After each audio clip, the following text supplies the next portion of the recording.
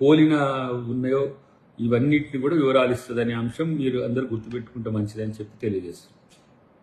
సాధికారిక committee ప్రాథమిక నివేదిక ఏదైతే ఉందో అది రాష్ట్ర ప్రభుత్వం యొక్క అంశాలను, రాష్ట్ర ప్రభుత్వం చేసిన పనులకు సంబంధించి కానీ, రాష్ట్ర ప్రభుత్వం తీసుకున్న చర్యల గురించి కానీ, లేదంటే సుప్రీంకోర్టు గైడ్ లైన్స్ను ఇతరత్ర చట్టాలను అనుసరించి తీసుకున్న అంశం పట్ల వారికి పూర్తి స్థాయి సమాచారం లేకుండొచ్చు అనేది ప్రభుత్వం తరఫున మేమనుకుంటున్న పరిస్థితి.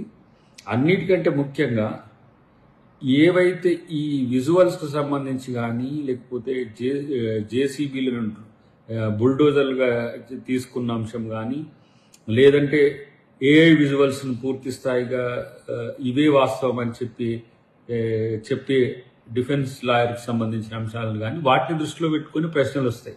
కాబట్టి ఇది ఒక ఇంటీరియం అంశంగా, మధ్యంతర అంశంగా మనం దీన్ని చూడాల్సిన సందర్భం ఉంటుంది.